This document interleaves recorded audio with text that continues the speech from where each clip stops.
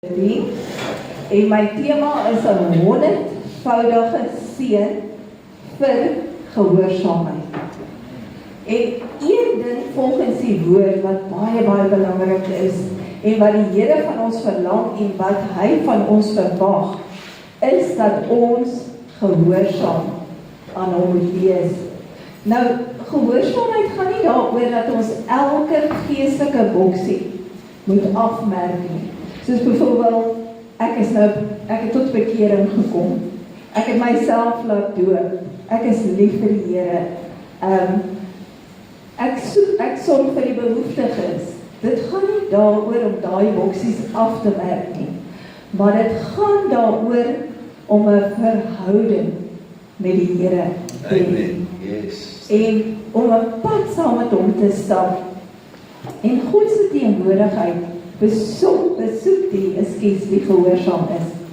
Die Here se besoek die wie teenwoordig is. Maar hy woon ook daar by die wie teenwoordig is. So hy wil nie net 'n verhouding met sy kinders hê nie. Hy wil ook gehoorsaam hê, maar dit kos 'n prys om gehoorsaam te wees aan die Here. Kom ons kyk bietjie wat Isak gedoen het en wat die Here vir hom gesê het om te doen in Genesis 26 vers 1 tot 2. En daar was hongersnood in die land.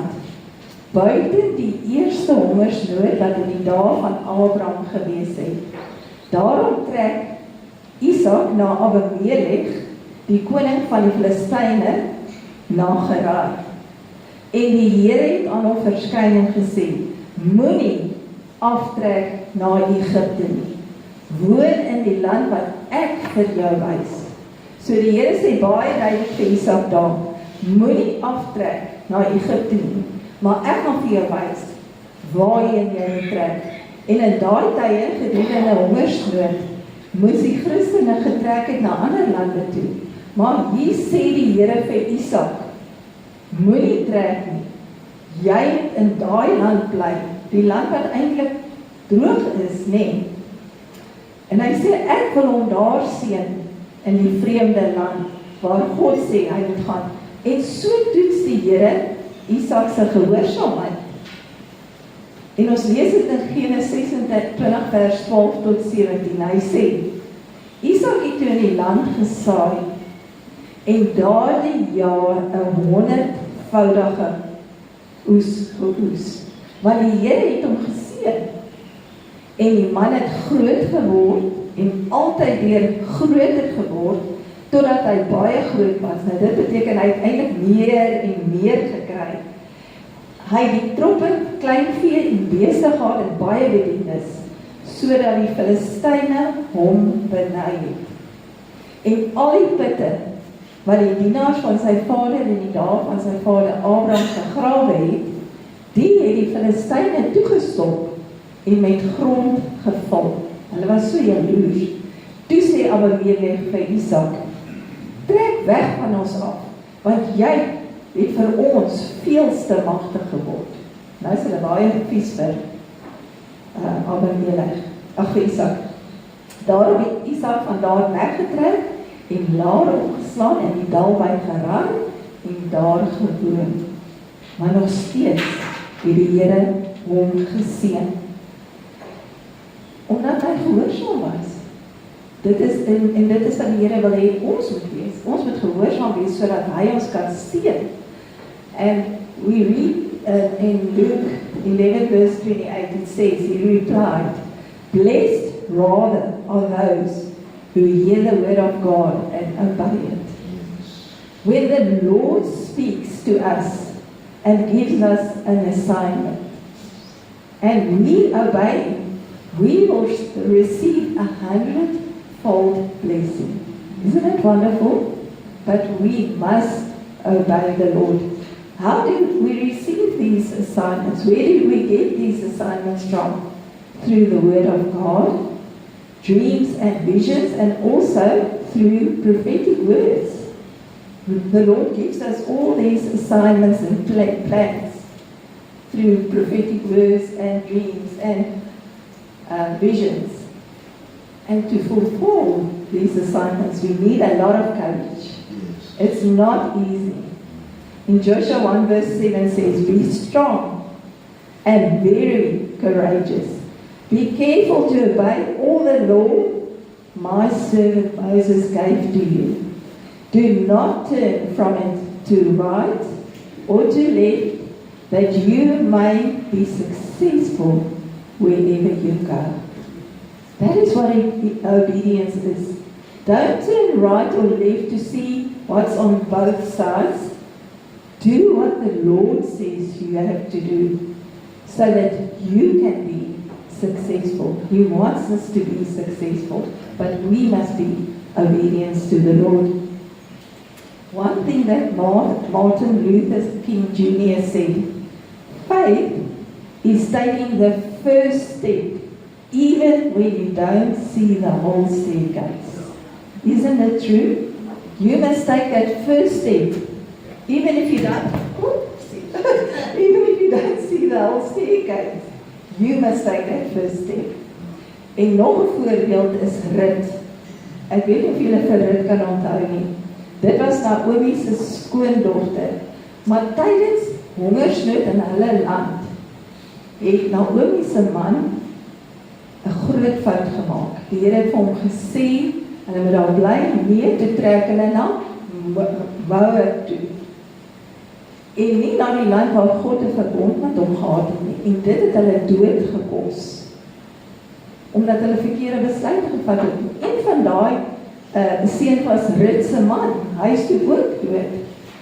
En Isak was gehoorsaam en het gaan woon in die land van droogte.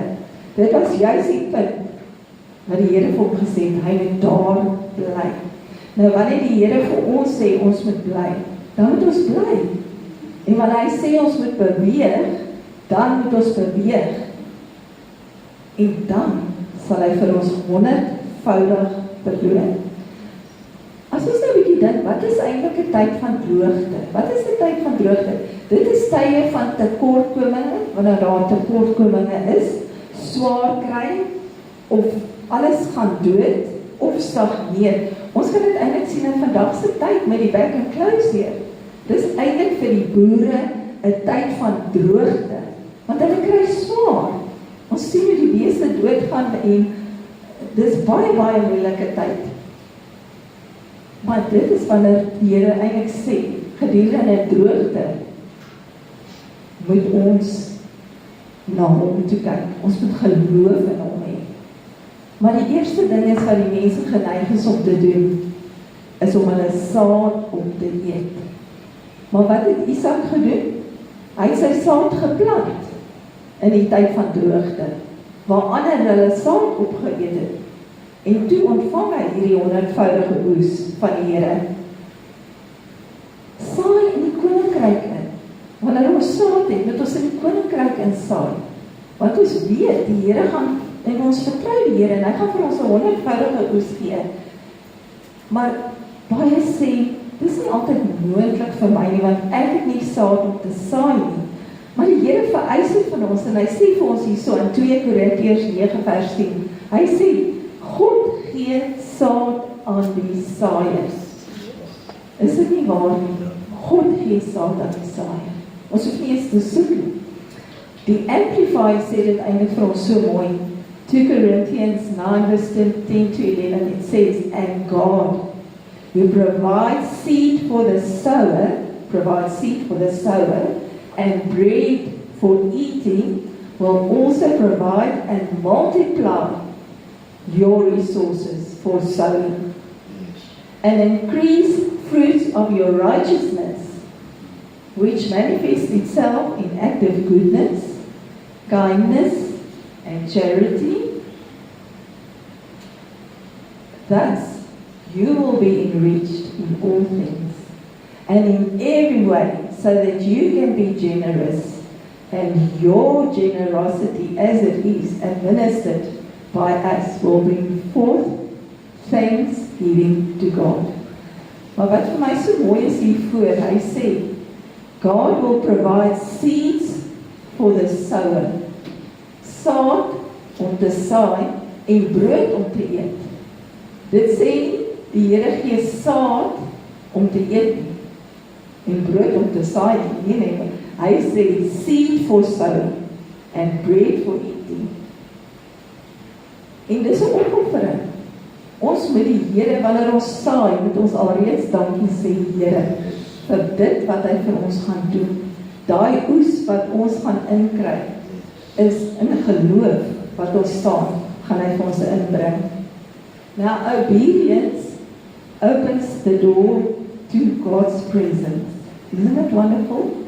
As when we are obedient to God, it will open the door to God's presence. In Exodus 19 verse 5. Now therefore, if you will in fact obey my voice and keep my covenant agreement, then you shall be mine own special possession and treasure from among all people of the world, for all the earth is mine. Is dit nie 'n pragtige belofte wat die Here vir ons gee nie? Solank ons hom gehoorsaam is, the earth belongs to God and everything in it. And if we only listen to the Lord, we will be His own special possession and treasure. We serve a wonderful and a good God. And such an amazing God, so wonderful. Andrew Murray once said, the first and the best victory is to conquer yourself. We must conquer ourselves. That is the best victory. Die eerste en die beste oorwinning is eintlik om net om oor onsself te kom, om onsself te oorwin. Maar hoe doen ons dit? Hoe oorwin ons onsself? Ons lees dit in Spreuke 3 vers 6 tot 10. Dit sê, ken hom in al jou weë, dan sal hy jou paaie gelyk maak. Wees nie wys in jou eie oë nie, vrees die Here en wyk af van die kwaad. Dit sal genesing vir jou liggaam en verkooping vir jou gebeente bring. Nou in vers 9 sê, vereer die Here met jou eersteling van al jou inkomste. Dan sal jou skure vol word van oorvloed en jou barskuipe oorloop van mos. Nou, Abraham was al eintlik lank al dood gewees, maar God se verbond wat hy vir Abraham gegee het van seën, was eintlik by Abraham se saad gewees, nee. Die Here sê sy verbond gaan voort met Isak. So Abraham se verbond wat die Here met hom gesluit het van seën het oorgegaan na Isak toe. En Abraham se saad was eintlik 'n teken van sy geloof gewees. Nou ons is die nageslagte van Abraham. In Jesus is ons ingeënt in die wynstok en rus daai selfde seën wat op Abraham en Isak gerus het, rus op ons vandag as kinders van die Here. Is dit nie van wonderlik nie om dit te kan beleef? Elizabeth Elliot said, the secret is Christ in me. Yes. Not in a different set of circumstances. In me, not in a different set of circumstances. Die feit van die saak is dat ons eintlik niks sonder God kan doen nie. Is dit nie waar nie? Dit is presies wat die woord sê, Matteus 6 vers 33. Maar soek eers die koninkryk van God en sy geregtigheid. En al hierdie dinge sal vir jou bygevoeg word. Dit is eintlik my 'n spesiale versie altyd vir my. Want ons moet die koninkryk van God eers soek en sy geregtigheid. En dan sal al die dinge vir ons bygevoeg word. Nou, een ding is eintlik 'n moeilike situasie. Uitgestelde gehoorsaamheid of vertraagde gehoorsaamheid of gehoorsaamheid wat nie dadelik nagekom word op die ou einde eintlik ongehoorsaamheid. Want mense is so geneig om dit uit te stel, maar dan kry jy ook die onmiddellike, dadelike gehoorsaamheid, soos die disippels in Markus 1 vers 18 sê, en dadelik het hulle net laat staan en hom gevolg. Dit is wat ons moet doen. As die Here ons roep en 'n plan het vir ons, los alles en doen wat hy sê. Moenie dit uitstel nie. daar's iets kragtigs omtrent dadelik of onmiddellike gehoorsaamheid, soos byvoorbeeld, ek dan genoem het van die disippels.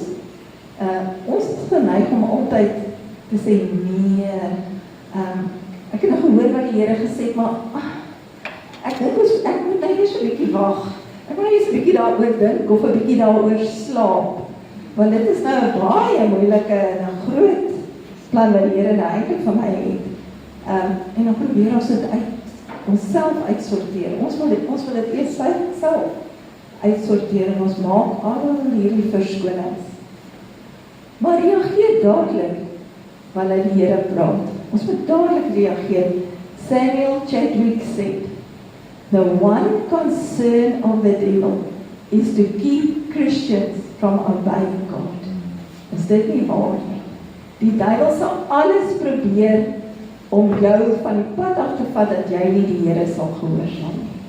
Want hy weet, dit is dan is ons nie die Here se plan nie. Die duiwel moet ons altyd maar bestraf en sê vir hom, nee, laat jy gaan. Ek gaan die Here gehoorsaam. Wat gehoorsaamheid lei eintlik tot 'n intieme verhouding met die Here. Hoe meer ons aan God gehoorsaam is, hoe nader voel en beweeg ons aan hom. En kan ons sy teenwoordigheid vertoeg. So dit is wat ons elke dag moet doen. Ons moet regtig 'n poging aanwend om nader en nader aan God te beweeg. Lees die woord, bid, praat met die Here, bou 'n verhouding met die Here, sodat hy julle in mekaar se teenwoordigheid kan kom, dat ons in mekaar se teenwoordigheid, dat dit is wat die Here wil hê. Ons moet gehoorsaam aan ons wees en daai intieme verhouding met hom bou. En hiermee sluit ek dan af. Ons het gelees in Genesis hoofstuk 26 hoe Isak gehoorsaam aan God was en in die land van droogte gebly het. En daarom het hy 'n 100voudige oes gekry. John 14 verse 23 says, "Anyone who loves me will obey my teaching. My Father will love them, and we will come to them and make our home with them." Isn't it wonderful? When we are obedient and faithful to God, it opens the doors for His presence to come in. And we want to make a dwelling, or we want to make our dwelling a place to host the presence of God. So ons moet die een wees wat alles los en sê, ja Here, voor hy nog eers gevra het, wat is u opdrag vir my? Wat kan ek doen, Here? Wat is die plan vir my? Nog voor die Here eers gevra het, kom ons gehoorsaam God, omdat hy ons lief het. Ons wil sy opdrag doen en volg, en ons wil sy gebooie bewaar, en ons moet dit doen. En ons sê net, dankie Here, dat ons gehoorsaam aan U kan wees. Amen.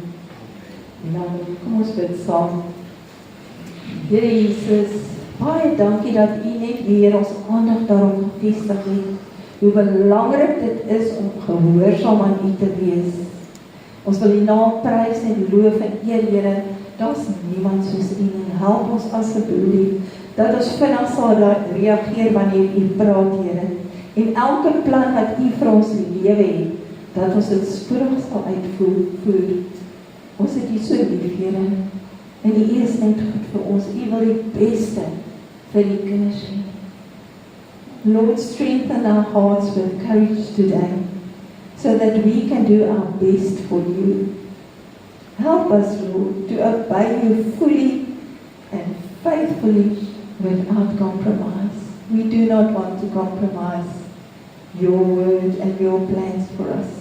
Help us to obey You from a heart of love, not obligation. And You are a faithful God, and we honor and praise and love You, Jesus. Thank You, Father, that You are such an amazing, wonderful God. And we want to just honor and praise you in Jesus' name. Amen.